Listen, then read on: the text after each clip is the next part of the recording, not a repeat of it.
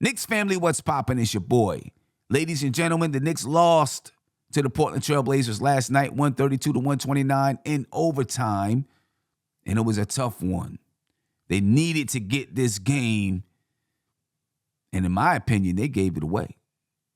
We're going to talk about it in just a second, but before we get to my 5 takeaways, I want to talk about the officiating because it sucked last night. It was terrible. 51 free throw attempts for the Portland Trailblazers, ladies and gentlemen. 28 by Jeremy Grant. A lot of ticky-tack fouls called against the New York Knicks. A lot of them. It was just bad officiating all the way around. But it is not the reason the Knicks lost this game. The Knicks brought it upon themselves. Let's get to the 5 takeaways. Number 1, the Knicks, ladies and gentlemen, were out-hustled by the Portland Trailblazers. You can't win games that way, in my opinion. 19 rebounds for Josh Hart. 19. Yes, came into the game the best rebounding guard in the league. No doubt about it. But you give him 19. Why? Because he just out-hustled you. He was ready to grab every rebound. And it's not just the rebounds. His work ethic out there on the floor, his hustle, his ability to get to the loose ball, the way he uses his body to knock you out the way, the way he wraps you up and tangles you up, creating a foul on you. I just felt like the Portland Trailblazers wanted it more than the New York Knicks from midway through the second quarter on, because the bench, and I thought the Knicks bench would dominate this game, and they did in the first half. The Knicks bench came into the game scoring, averaging 37 points per game, 19 rebounds, 8.6 assists, all of these things in the top 10 benches in the league. But after the first half, they sputtered as well. Why? Because Portland wanted it more. They were desperate. They had lost 4 games in a row, not to mention they spent Thanksgiving in New York, some of them away from their families, which added to the desperation. They wanted it more. They outworked the Knicks. They out-hustled and out-muscled them. And not just Josh Hart. They know their roles on that basketball team. They know I'm a rebounder, I'm a defender, I'm a shooter. They know what they're supposed to do, and they do it. And they try to be a star in their role. And for a lot of the guys on that team, their role is to out-hustle the other team, and that's what they did last night. Number 2, the Knicks defense could not get stops, ladies and gentlemen. 44 points from Jeremy Grant. 38 points from Anthony Simons. They couldn't get stops. And I know the referees were blowing the whistle, slowing the game down, putting Jeremy Grant on the foul line. But folks, when it came down to it, one-on-one, the Knicks had no answers. If you score 129 points, even in overtime, you should win that basketball game. 129 points. And ladies and gentlemen, it's been the Knicks' Achilles heel the entire season. I mean, they came into the game averaging almost 115 points per game, 114 or whatever. After last night's game, they probably averaged 116, 117 points. They scored 116 in regulation. Portland Trailblazers obviously scored 116 in regulation because the game went into overtime, but the Trailblazers came in averaging 109. The Knicks defense is just not good this season. There's just a lot of fundamental things that they do not do. Communication is one of them. We're going to look at a clip, but their communication, in my opinion, is terrible this season. A lot of times their feet look like it's stuck in mud. Right? They take bad angles, sometimes on closeouts or sometimes on just getting in front of your man when they're trying to penetrate to the basket. Help side, I feel it's lacking. Who do we attribute it to? It has to be Tom Thibodeau and the coaching staff. Obviously, some of it goes to the players, right? Because they've got to do the work. But the scheme is on the coaching staff. The Knicks struggle to get stops, especially when they need it. Especially when they need it, ladies and gentlemen.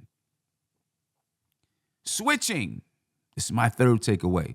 We talked about this before. Switching. It hurt all night long. The Knicks did a lot of switching last night. And in my opinion, it amounted to nothing. You're seeing different guys on Anthony Simons. And I'm not just talking about throwing defenders at him, because Miles McBride played him, Quentin Grimes played him, Julius Randle played him, Emmanuel Quickly played him, RJ Barrett defended him. But I'm talking about the switching. You know, from a screen, automatically switch. Now you got a big guy on him. And several times we've seen Anthony Simons utilize, understand, and maybe Chauncey Billups telling him, let's get so-and-so to screen so you can switch off on the iHeart, or you can switch off on the Mitchell Robinson. They picked it apart. They picked apart the Knicks defense. They paid attention to what the Knicks were doing and then exposed them. I want you to take a look at this clip right here, because here's a prime example of how the Knicks were exposed switching. When you look at this clip right here from the beginning, you'll see Julius Randle is on Anthony Simons. He's getting screened by Nurkic. And you can already see that there's an automatic switch. So let me let the tape roll. Right here, Mitchell Robinson switches on to Anthony Simons. Pay attention to what else is going on. Nurkic goes and sets a screen on RJ. Julius Randle has his back towards Nurkic. That should be Julius Randle's guy right now. He has his back towards Nurkic, looking at the basketball. As a result, you'll see Nurkic slip right behind Julius Randle. Jalen Brunson is helping out on Anthony Simons. Emmanuel Quickly dropped down to guard Jalen Brunson's guy. RJ Barrett, ball watching. He still can't see his guy. He's got his back turned towards his guy too. But this ain't RJ's fault. This is Julius Randle's fault, right? Because after he switches, he's caught on it. He's in no man's land. And what happens? Nurkic with the layup. Now, ladies and gentlemen, that's a prime example of why you can't switch on everything. Sometimes it calls for switching, but you can't switch on everything, because you put Mitchell Robinson in a bad situation. And then Julius Randle, ball watching, not paying attention to who his guy is. And this is happening time and time again from different players on the Knicks. Now, if you're not going to switch, ladies and gentlemen, then you got to be able to help. You got to be able to show and slow down the ball handler. Because here's a situation where they don't switch, but then watch what happens. You see Anthony Simons with the ball guarded by Emmanuel Quickly. Screen set, Julius Randle shows really quick, and then gets back to his guy, gets back to Grant. Anthony Simons turns the corner, and you'll see Jalen Brunson is now helping, right? But here's the thing. Watch how quick the help is. He steps in really quick and then pops back out.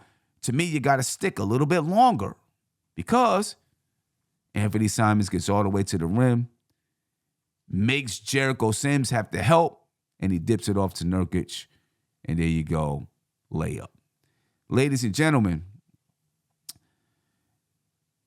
the Knicks have a problem with this perimeter defense. It's just a problem. And I'm not exactly sure how we solve it. They've tried switching. The help side defense isn't that good. I don't know. But the switching to me is not helping, though. It's not helping at all. I'm tired of seeing it time and time again because teams are taking advantage of it. Right now, right on their chalkboard, the Knicks switch, create a mismatch, switch a guard onto a big, et cetera, et cetera, et cetera. We've seen several times where Jalen Brunson was caught guarding Jeremy Grant under the basket. It's not a good scenario for the Knicks, in my opinion. Another example of the defense just not getting it done. Part of that is scheme. My next takeaway, R.J. Barrett, ladies and gentlemen. What is going on with R.J. Barrett? It's been a struggle so far this season. Defensively, he's not playing well. Offensively, ladies and gentlemen, he's can't shoot. He went into last night's game shooting 40% from the field and 27% from the three-point line. Well, last night, RJ shot 27% from the field and 14% from the three-point line. The Knicks are now 19 games into the season. And you see small glimpses of RJ maybe getting better. You know, we thought after that OKC game a couple of days ago and then some days to rest, he'd come in a little fresher with stronger legs. But you didn't see it last night. You didn't see it. Every time RJ goes to the basket, it's like he's stuck in mud. He doesn't elevate. He tried to elevate once over Nurkic. I thought he should have just stopped and popped, try to jump over him. But for the most part, when RJ goes to the basket, he doesn't elevate. Like I said, it looks like he's stuck in mud. His feet cemented to the ground. Then he shoots a fadeaway layup. He doesn't seem to have confidence in the three-point shot. And then, to me, it just looks like he's forcing the issue. He knows he's not shooting well. So he's trying any way to get a shot off. Sometimes he's over-dribbling to get a shot off. Sometimes he's dribbling into traffic.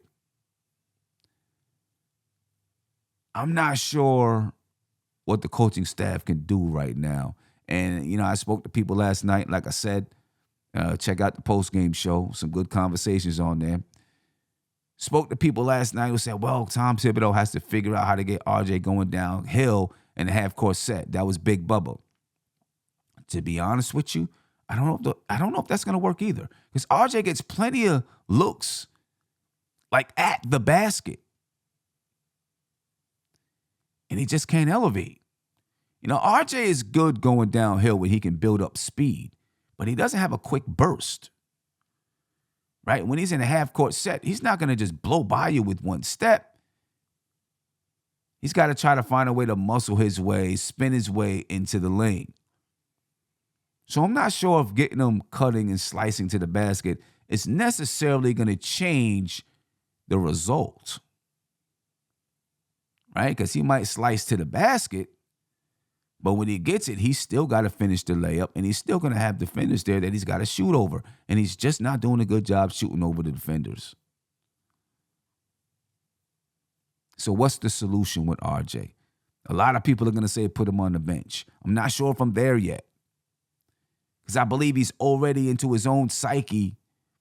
How much, if you put him on the bench, does it hurt his psyche even more? Does it bruise his ego even more?